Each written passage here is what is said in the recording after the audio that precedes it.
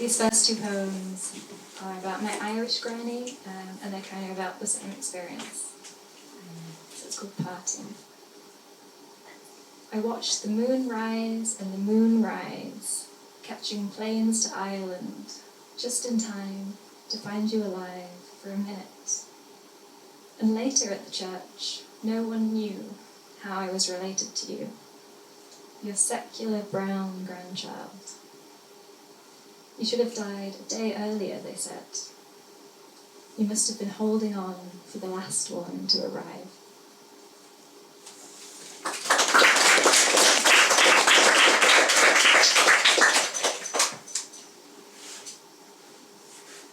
When the priest came knocking for the third time, we shut him out, and he stood for a moment, clutching his beads in the rectangular window of the hospice door.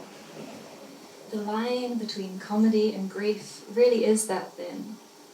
Someone knew there wasn't time for another rosary, because suddenly we're watching the life tip gently out of her, like water from a cup. And we all lean inward, as though to catch some part of her leaving, or as though we're pulled forward, the equal and opposite reaction to her slipping away. So when you cough and say, "Now then," trying to shake off the feeling, like a dog shivering off water, I'm glad, for a second, to be taken briskly outside, so that we might go to an art gallery, or a bookshop, or a cafe down by the river, somewhere with books and a fire. But I'm thinking, what are we doing? Your mum has just died. All this before I learn what a wake is, and before I mumble my first Hail Marys, and why are there so many, and before I'm the only brown person at the funeral, and you're smiling and trying to usher me through the art gallery gates, as though this were an interruption in my yearly visit to Sligo. And now that the worst has happened, and the waiting is over with, what's left to do but mother me?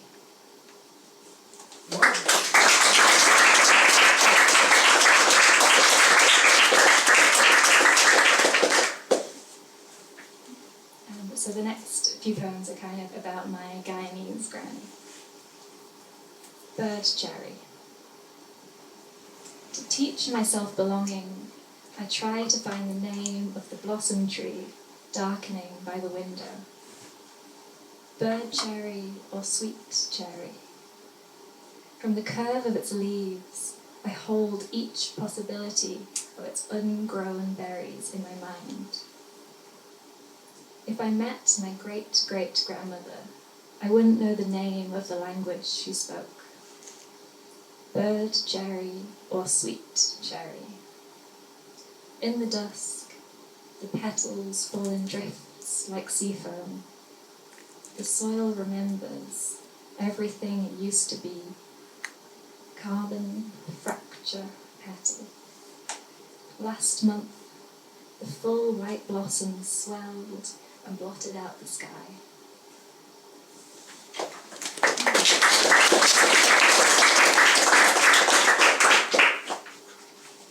And this next one was newly published in New Writing Scotland. My Granny Dreams of Guyana. My granny looks at me and she sees herself. Her living room full of glasses, half drunk. Pictures of gods hang above the bed.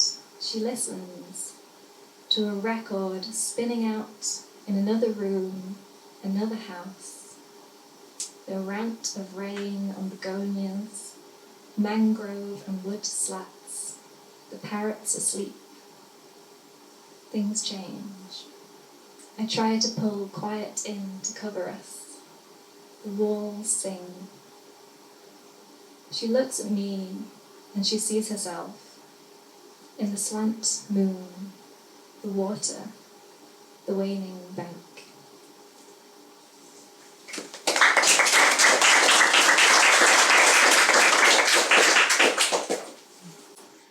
So my next few poems are kind of about the whiteness of Edinburgh. Swimming pool with a glass roof.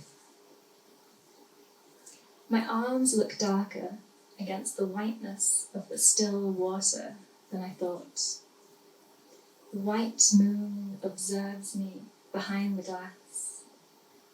One day I will own a kitchen table, and there'll be brown faces that I just haven't met yet, and I'll bring them bunches of pink flowers so dark and full they will flow and roll off the surfaces, and their brightness will cause the air to stir.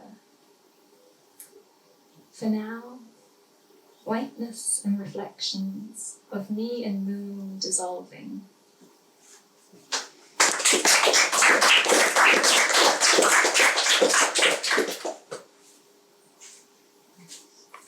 Dock leaves. Often I want to flick shut strangers' eyelids. I'm sick of anticipating my own othering. Thank God for places where people aren't. The green of the trees has always been a door to walk through and become whole. The green sinks into me and the woods beat with spires of dock leaves, deep red like 100 bold hearts. Who dared trick me into thinking I was a guest?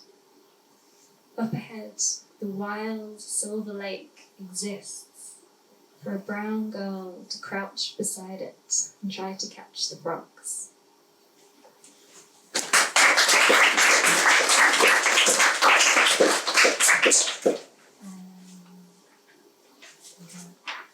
So I wanted to finish, coming to the close of my set with a few poems that I wrote about my friends.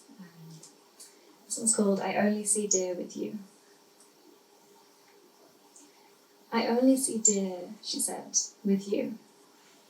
As we picked our way around nettles, the brambles snagging at our ankles, and anything else October offers us, till we reached the hollow in the woods where the earth caves in, as though some small meteor once hit. The trees had grown crookedly around it and filled the space with orange leaves, and we came across a deer, standing stock still in the sinking gloom, her eyes staring back at us like wild stars, the first to rise in the night.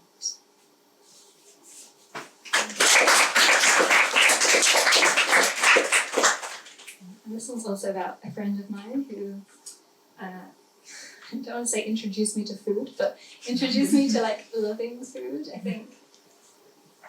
Coming from more of a white Irish background, there was not that love for food. When he called out my name, because of you, I twist my cauliflower in turmeric. Because of you and your declarative love of fat aubergines steeped in miso and the slow-fried tofu, crisp, shining chilies. I coat every white nook until it's bright brown.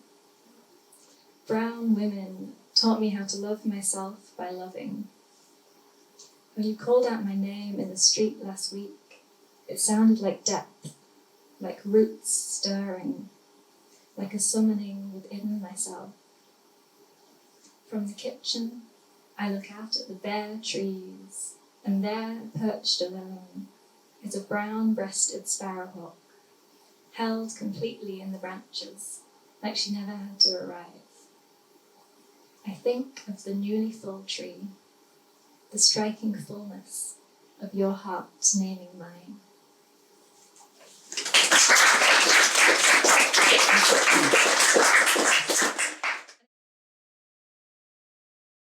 Thanks everyone. So I'm just going to start with a little introduction about what I thought about when writing these poems. So in writing these poems, sharing these memories, I set out to answer the most pertinent question on white people's lips. Where are you really from? You see, it's not as easy as relaying where I was born, or reassuring them my mother had the right documents to come overseas.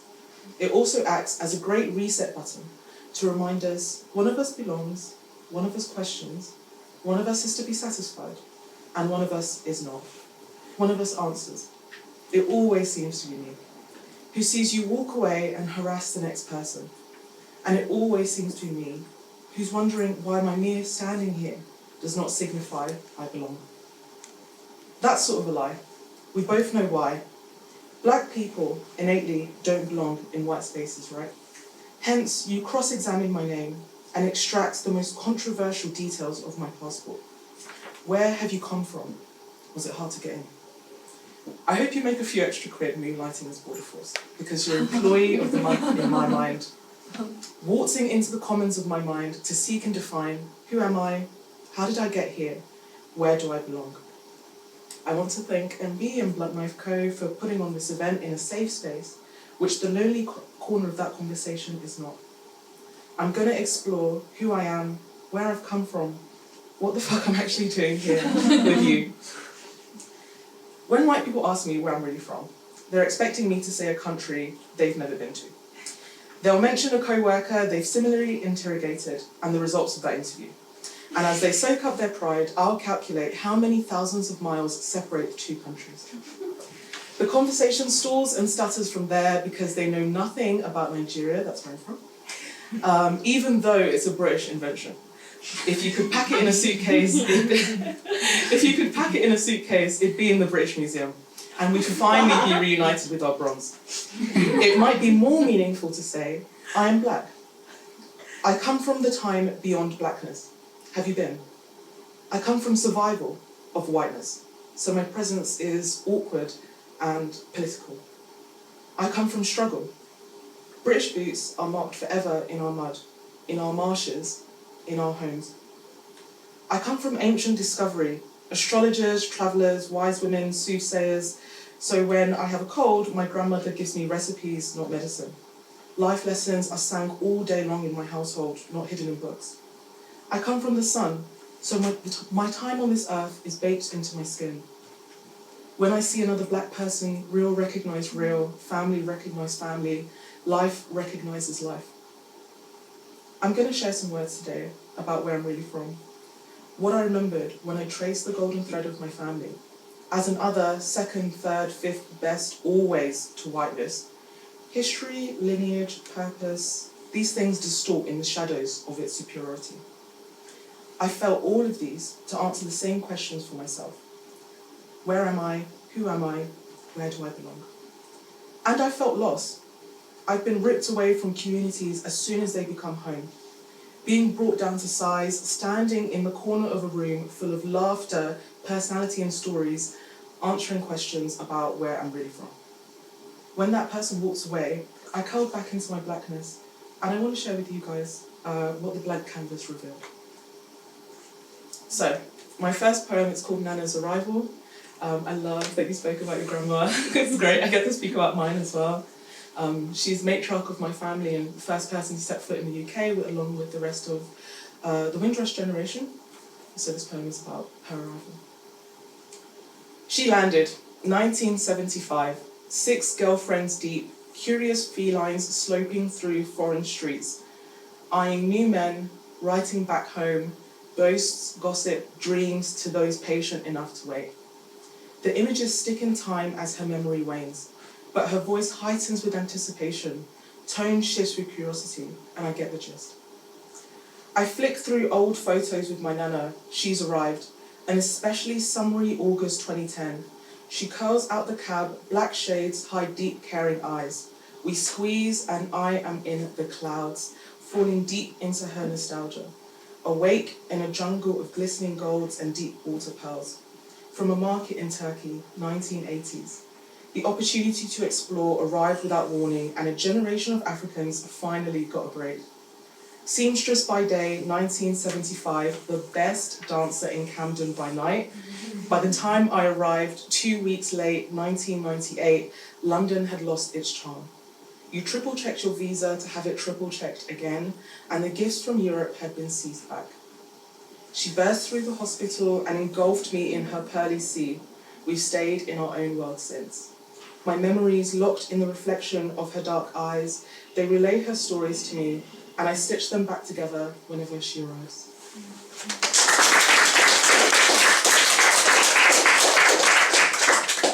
Thank you.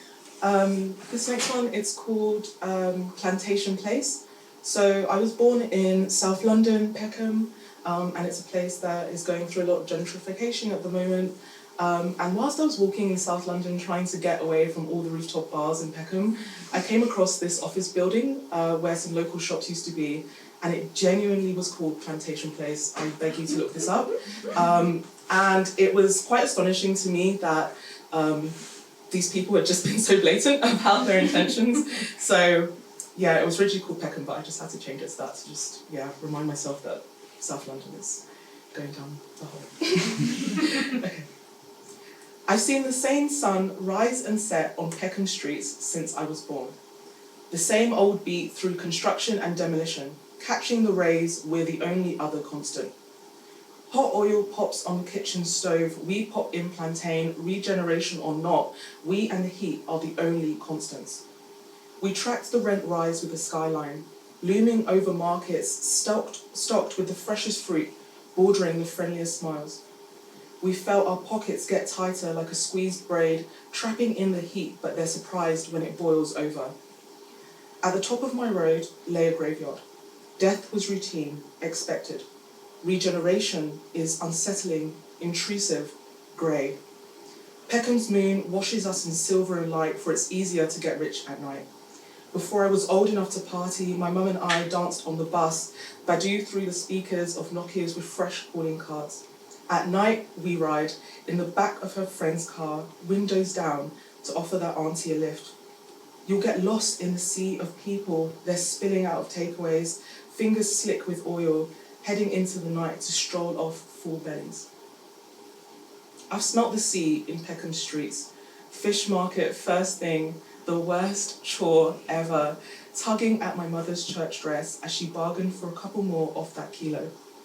She let me get grapes if they were going cheap, and I always bought red to match her cheeks. I grew in phases through Peckham's streets, tossed around in the cycles of demolition and construction.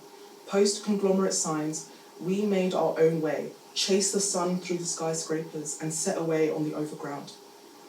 We saw foundations crumble under regeneration.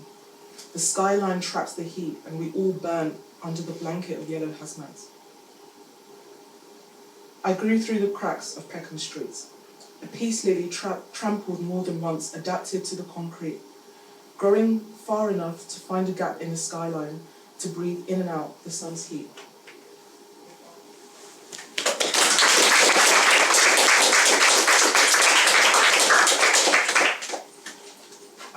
And then my second to last one, it's about living in the UK. When I came back from Nigeria, so I lived in Nigeria for a time. When I came back, that's the only time I kind of noticed how often I got stared at. As a black person just walking through the streets, it was really weird. I kind of felt like I had a massive sign on my forehead, so I just wrote a poem about that. It's called Swamped in Honey. Swamped in honey, pooled in thick sweet slurry, clear and hyper-visible. This new skin has a mind of its own. Its golden singe teases, fades and shines with an external light. Set together, we're held together, positively humming with heat, swamped in honey, stuck in the all-consuming, never tasting freedom, choking on what could have been. It reaches and slides in between everything. You can only touch this, swamped in honey, sick of sweet.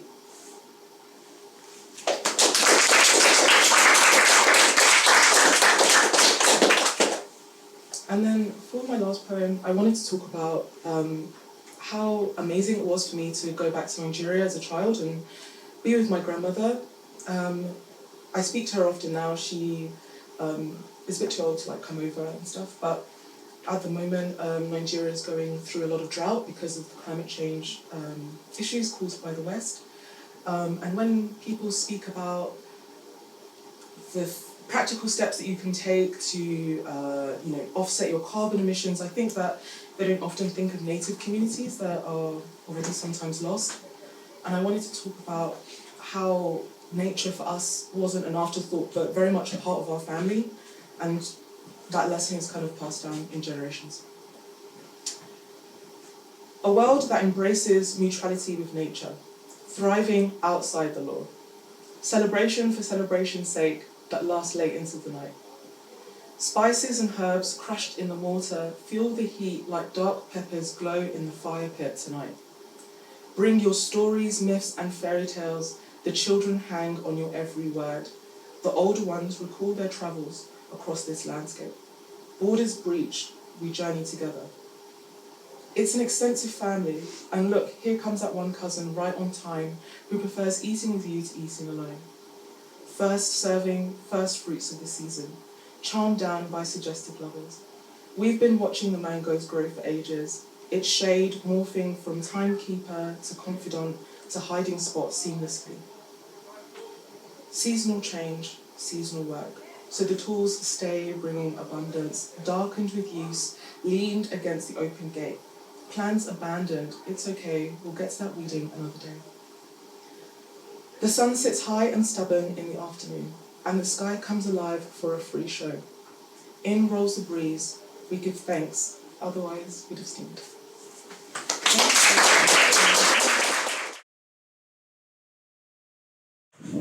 Hello. The first poem I'm going to do for you is a little bit of an introduction to me. Funny enough, it's called This is the Story of Me. This is the story of me. My grandparents and their children leapt from Guyana to Liberia to the States. My dad flew the nest to England and Scotland. These places have traces all over my skin. I'm from all these places, forever going to all these places. I'm the child of both the immigrant and the one who never left. My mum lived in Greenock her whole life, her childhood home a block away, her childhood home a 5-minute walk away. Scotland is the only place I've called home, yet Scotland seems reluctant to call me its own. My accent gets a stamp of approval, but the rest of me gets the raise of an eyebrow. Guyanese food, curry of Tidalpuri, Palauri, pine tarts and patties, pepper pot brewing, chicken soup stewing. Family and food, especially the food.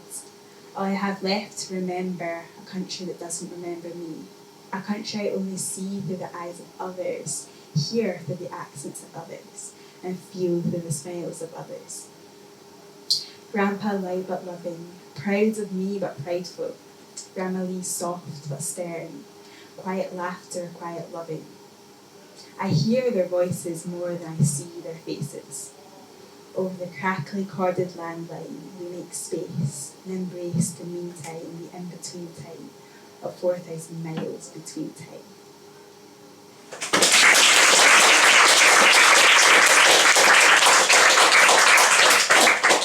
Thank you. The next poem is called I'm Other in the Country of My Mother. I'm other in the country of my mother. I'm also other in the country of my grandmother. Where does that leave me? Untethered. Connected to the culture of the country I don't know. Disconnected from the culture of the country I do know. I am other in the country I was born to but don't belong to. Other in minor and major ways. Let's start with the major. The season of carol singing has arrived. I'm maybe around 10 years old. And in between songs, an old woman repeatedly asks where in Africa I'm from. I tell her I'm not African. I'm Guyanese, I'm Scottish, I'm from here. But she wouldn't let up. The adults around me noticed, but stayed silent. Ironically, I couldn't tell her where I am from in Africa because of a thing called slavery. I do not know. I cannot answer her question. I'll never forget the prankster's hands pulling my hair as I walk through the school corridors and shouting my name as I walk home from school. Or whenever I wear my hair in a bun, a guy feels the need to tell me I look like a mushroom. Walking into a supermarket and being unable to buy a plantain. Going into the Greenock boots and they don't sell your foundation shade. Because why would they?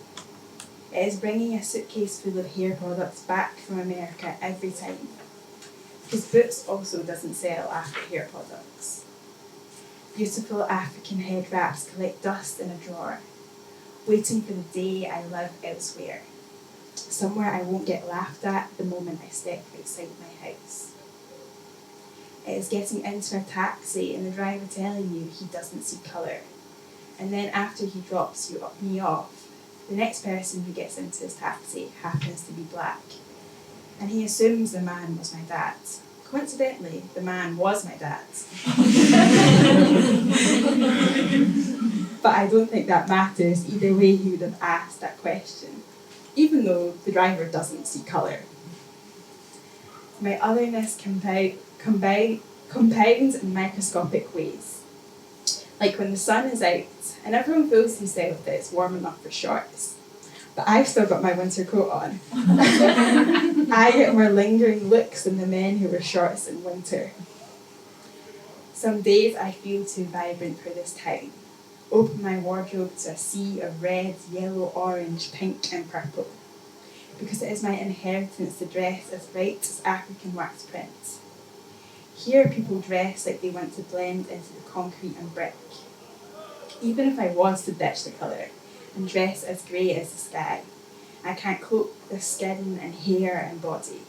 Therefore, I will always be other in the country of my mother.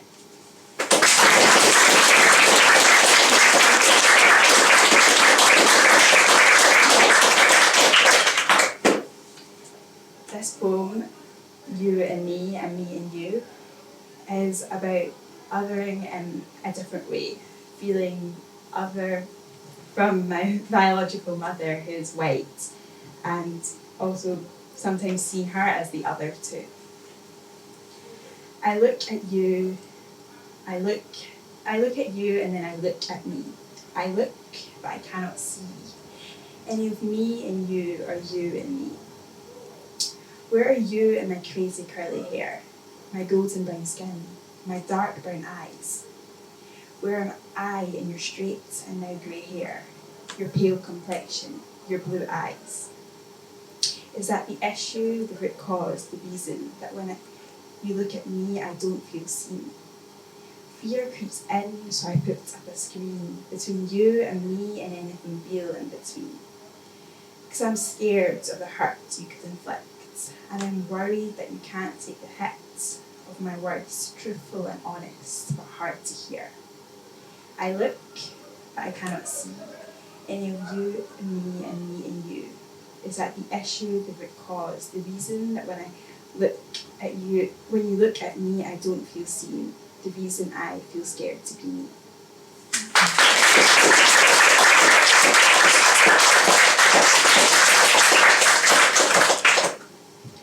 The other day, my dad said to me, "You know, I don't think of you as being from Greenock." A laugh escaped my mouth, and surprise filled my mind. Really? But instantly, I knew what he meant. I may know all the shortcuts and eaten at almost every restaurant in town, but that is no different from my father, who has lived in Scotland 35 years, even though his accent tells another story. My dad lives in Greenock, while I'm from Greenock. But the only difference between my dad and I is an accent and birth certificate. I don't feel like I'm from Greenock. More so, I feel that I'm from my family. And when they mostly live halfway around the world, am I really from Greenock? How do I explain to you that although I only see my grandparents every other year, I make do with speaking to them on the phone every week? My grandparents and Guyanese family have raised me more than my mum's family around the corner. Since birth, those long trips in the American suburbs, 5 weeks spent in a Guyanese household, surrounded by love and food, I learnt what it meant to be a Guyanese daughter or granddaughter. This whole huge part of my life exists outside of Greenock, outside of Scotland. It's interesting how much of my life has been shaped by my parents' decision to live in Greenock, a decision out with my control. Part of me has always seen my life here as temporary. I've been planning my escape as long as I can remember. Greenock has no traces on me apart from memories and trauma. You can't hear Greenock in my voice, or in my clothes, or what I eat. I've always felt separate from my peers. While they made me feel separate, it is also true that I am different. Just like my immigrant father, I act like someone who was raised elsewhere but has come to live in Greenock. Technically, I may be from Greenock, but truthfully, in my heart and imagination, I've always lived elsewhere.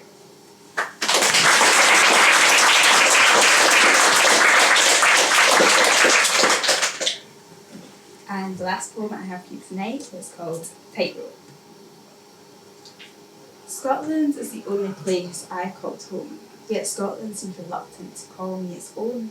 My accent gets a stamp of approval, but the rest of me gets a raise of an eyebrow. I'm not Scottish until I open my mouth. So as I walk through the streets of Greenock, I'm not Scottish, because based off appearances, I'm not Scottish. Because black Scots don't exist, or at least we are nowhere to be found on TV, the news, or history books. It strikes me whenever I'm in the USA that I'm American until I open my mouth, and it's like I can finally breathe, for once eyes don't linger on my brown skin and curly hair. They don't try to figure out the how, what, when, and where of it all. For all its flaws, in the melting pot of America, I can look American. I can have a holiday from being the only one. But even a flight across the world doesn't change. The raised eyebrows and my accent tumbles out. It's the look of a person's perception expanding and rearranging right in front of me. I imagine the conversation goes a little bit like this. Wait, she's Scottish. Wait, people of colour exist in Scotland. Crazy. It is interesting who Scotland's carefully crafted identity includes and who it excludes. Scottish means whiteness, apparently. It is a myth believed both at home and internationally. And although traumatic experiences of existing in Scotland is a list as long as my arm, I wonder how much longer the list would be if my accent was other, if my skin wasn't light, if my hair wasn't looser than it is tight.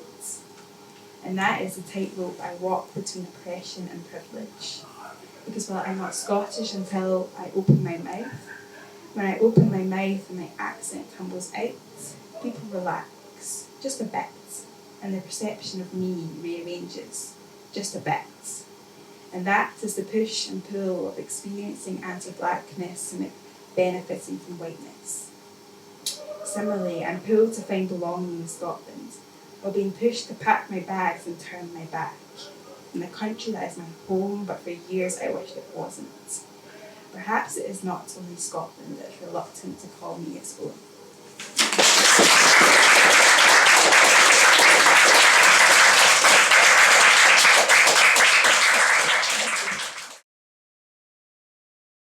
It feels good to be here, and thank you so much for sharing this space with us, with like all of us, and hearing our stories. I got 2 pieces to read today. The first one is about the fairy pools in Skye. Have you been there, any of you? Yeah, I see people nodding. And then the second piece is about ochre stew, and you will find out why. Let's start with the first one. And for trigger warning, I know it's already mentioned. You can see in the posters and the website. For this one, I wouldn't say that there is a trigger warning, but it's mostly about like a deceptive version of reality. Yeah, that's what it is about. Is it though? I don't know. I don't know. Let's see.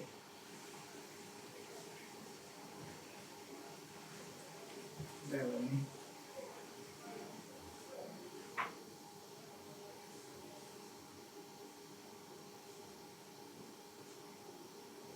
Okay. And yeah, you'll notice there's a theme as well, right? Because most of us mentioned water, and I love that. I love talking about bodies of water, thinking about bodies of water, and then exploring what that means. And when I was thinking about the question today, where are you really from, and where are you originally from? The immediate response is thinking about geography, right? Where are you in terms of the map, not the colonized version.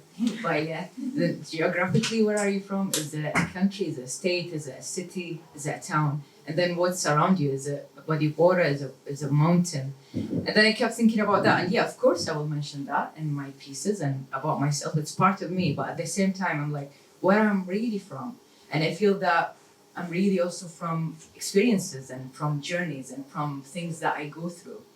And I feel that I'm from also people that I meet, or maybe the art that I interact with, maybe a visit to a museum that I still remember.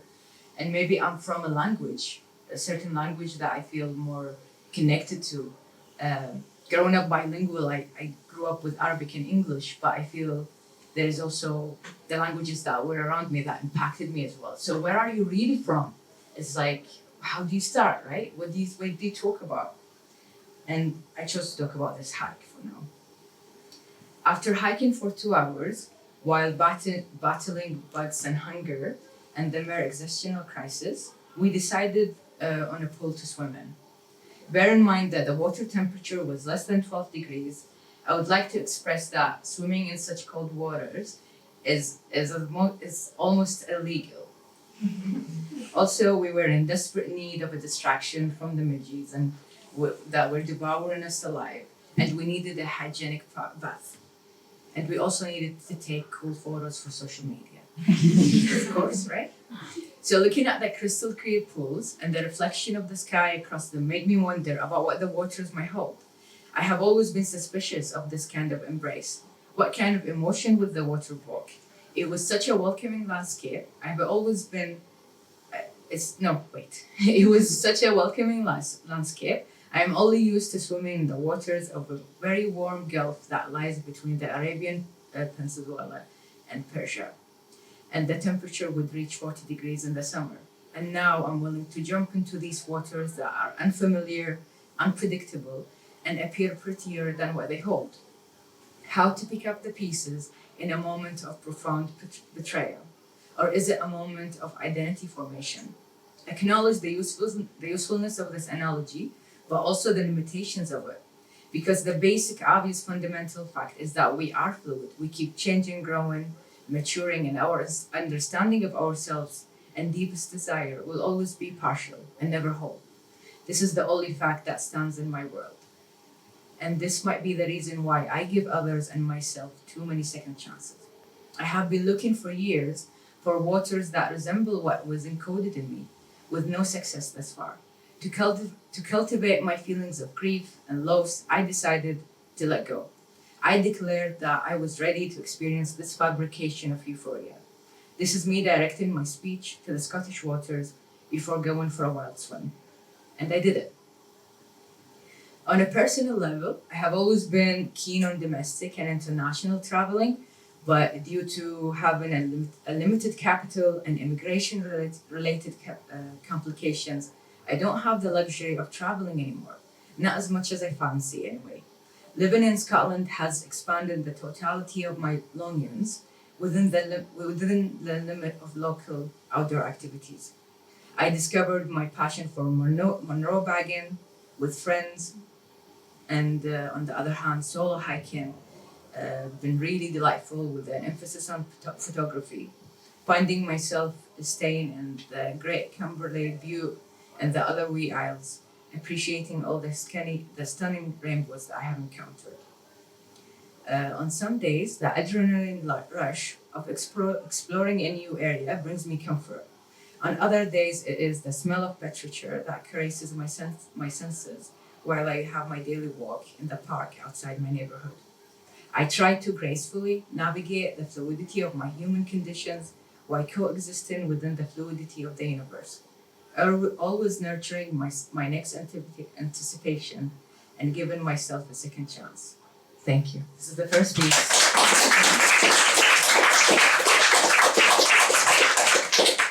I'm gonna shake it off. Are we feeling good so far? Yeah, that's good. All right. So the second piece is about okra stew. It's all right. And why is it about okra stew? Because it's the dish that reminds me of my mother, which is also another theme that we're also exploring, like motherhood, grandmothers. and of course it will come up. So this piece was actually published a few months ago in the Skinny magazine, but I made some edits to make it more suitable for like a live performance. I hope that it will be okay. Let's start with this one. Okay. Dearly I yearn for my mother's bread, my mother's coffee, my mother's brushing touch, wrote Mahmoud Darwish in the 1960s. Today, I personally yearn for Ummi, my mother in Arabic, okra stew. Ummi's Persian and Arab mixed heritage gives her a certain leeway for creativity in cooking recipes. Her okra stew unconventionally contains fish, and despite years of domestic objections from her siblings, she persisted, and her stew became her branding signature. I believe that maternal intimacy is the foundational imprint of love within my own humanity. In my world, Ummi's embrace is a synonym for safety. Her scent of oud is the opening door for solace, and her word of endearment is my native language. Her being is as crucial as oxygen for my sanity and sometimes my insanity. We live on separate continents now, and I find myself longing for her warmth when I daydream of her okra stew.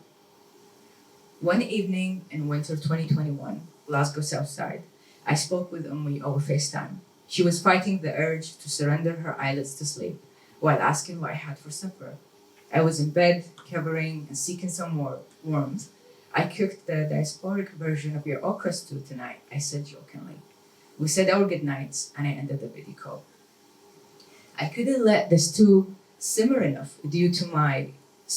enough due to my financial limitations when attending to the energy bills.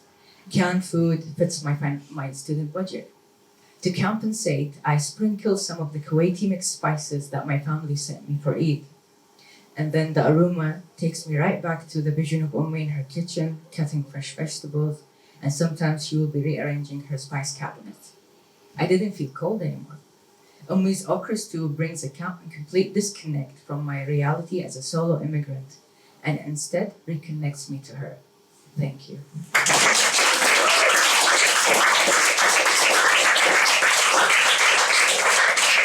This is my time. All right, thank you so much.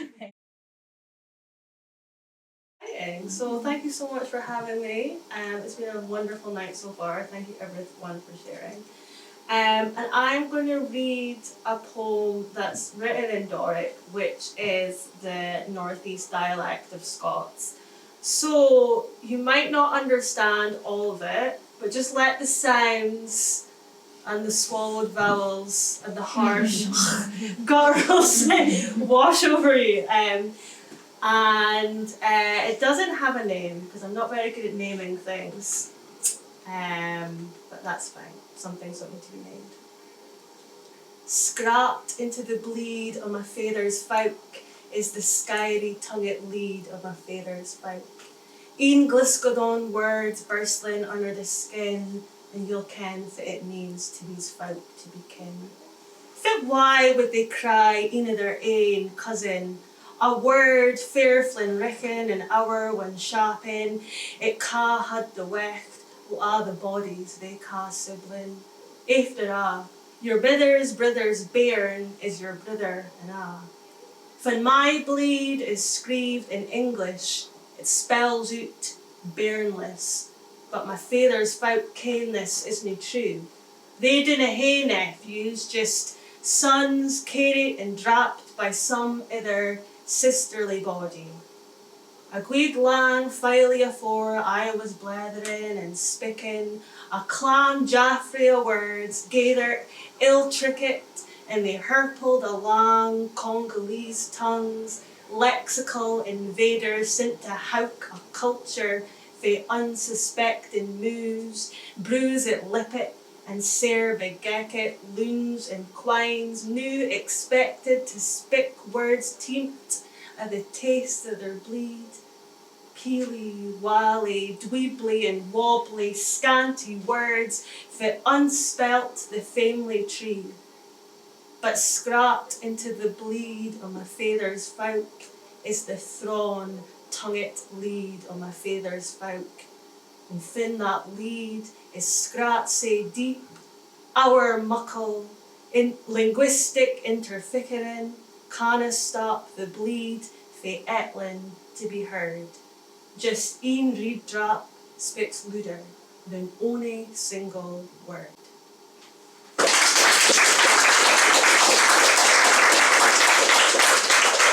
So for those of you who are not fluent in Scots and Doric, and I count myself in that, a lot of this is like Scots online dictionary.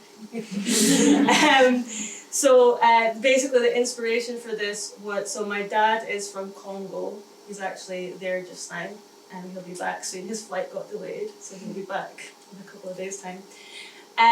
They don't have the word that they would use for cousin, for example, is the same word that they would use for brother and sister. And the same way that you wouldn't say nephew, you'd use the same word that you would use like for son or daughter. And I just found that really interesting that, not interesting, sad, that with you know, when a country is colonized, the language is also attacked, and that how you understand even your family unit and how you express family relationship and love is damaged by that. And I think that's something you really take for granted when you grow up speaking a language that you're allowed to speak. So that was that. I'm trying to keep an eye on the time because I do have a habit of going off piste, as it were. Okay, I'm gonna do another poem. It's about race. Original. This poem was written on what would have been Anthony Walker's 34th birthday. 1. The media is a scalpel, cold and precise. It detaches your skin, fastidious hands unpick a patchwork quilt of melanin. The stories it has carried for years laid bare when suddenly everyone wants to hear your flesh sing. 21 years after the Macpherson and his report, 15 years after Jean-Charles de Menezes was shot, 9 years after Tottenham burned with grief, 5 years after Sheku Bayo couldn't breathe, 3 years after Grenfell coughed up clouds of smoke, 2 years after the Windrush scandal broke, 1 year after we elect a Prime Minister who says the problem with Africa is, oh, we aren't in charge anymore. And people will ask you if you think the UK is racist, as if this most basic of questions gets to the bottom of anything. 2. Their first mistake.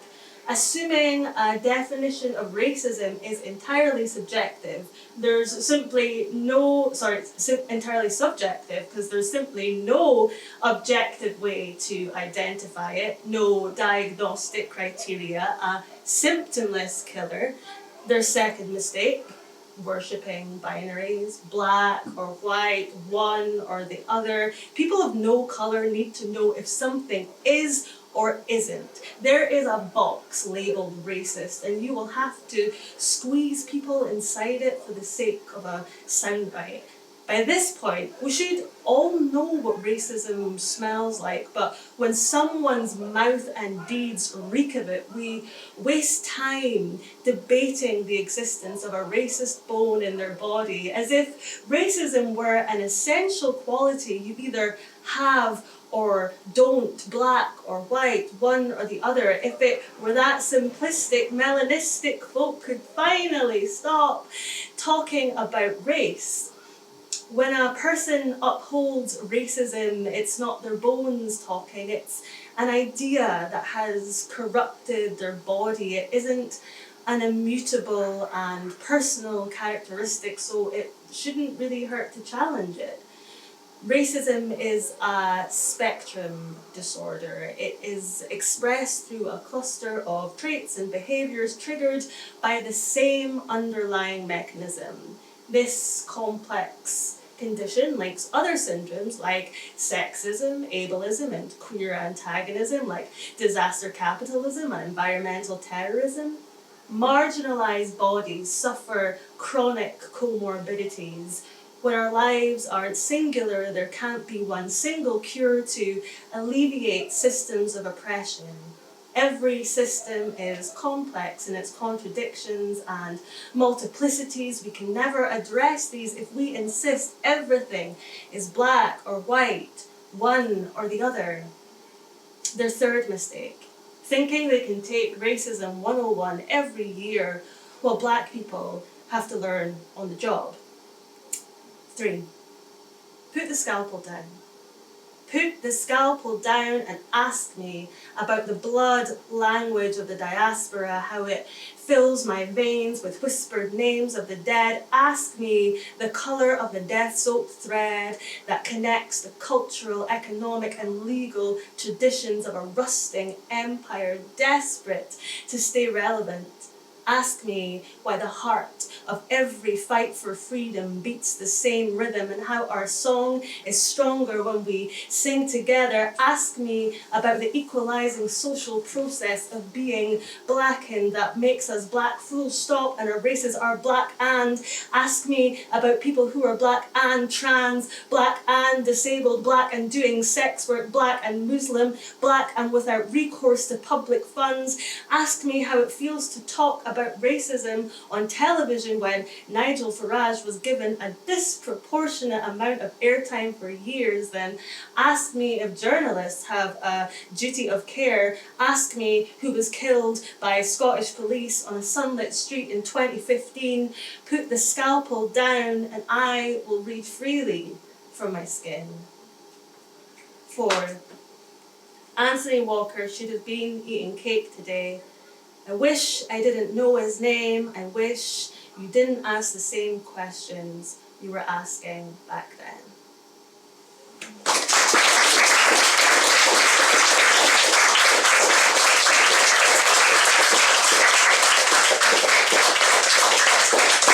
Okay, so I think I'm okay for time, for a couple minutes, yeah. So I thought I would end with a fun experiment. It's French time, right? So we like audience participation. Okay, so I want you to find out where I'm really from, and I also want to find out where I'm really from, so I don't, because I don't know, and I'm hoping this will help me. So I'd like you to just ask where I got something from, like, I don't know, like my teeth, like just ask me like, where are your teeth from? You know, where are they really from? Or like my hands, or some part of my body, something. Does this make sense? Yeah. Where did your eye color come from? My eye color come from? Okay, what color are my eyes? My eyes are brown. I think they came from the silt that my grandmother soaked her hands in. She made clay, she made things from clay. And I think that's where the brown came from. That's beautiful. Yeah. Where your walk came from? Pardon? Your walk. Oh, my walk. Yeah. Oh, okay, I definitely know where my walk came from. I'm not half pigeon, but the toes do go in. The walking that came from my mother. I have her hips. She is an Aquarius, so she carries water. So I think that's where this comes from. I'm not sure. She's always carrying water. She carried me up sand dunes when I was 3 years old, and she's never let me forget because her back still hurts. And that's where I got my walk from. The shape of your eyebrows. The shape of my eyebrows, well, that was an unfortunate mistake this morning. I got the shape of my eyebrows from this weird idea that there's too much hair there.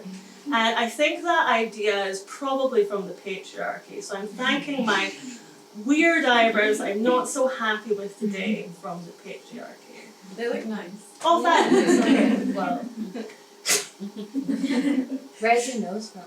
Oh, that's from my mother. Well, actually, no, I don't think it's from her because she got it from someone else. So it's like second hand. She got it from my grandfather, and I think he got that from his father. It's a Knox nose, was my mother's maiden name. And my great-grandfather got this nose from the mother who gave birth to him in a prison. She was there. It was a very sad story because she couldn't look after her child. So she took the baby to the river, and she filled the river with her tears, and also fed the river her child. And she was put into prison. And when she was in prison, there was some sort of immaculate conception that went on. And that was my great-great-grandfather. And that's where I got this nose. I think that felt like a natural. I feel like we could have just kept going, yeah. Where's your blood from? Whoa, where is my blood from? I don't know. I've tried to find out in many different various ways. I've tried to open myself to look at it and to read it. But that was a very misguided attempt to understand where I was from, and I didn't find any answers. So when I find out, I'll let you know. Okay. Thank you so much. much.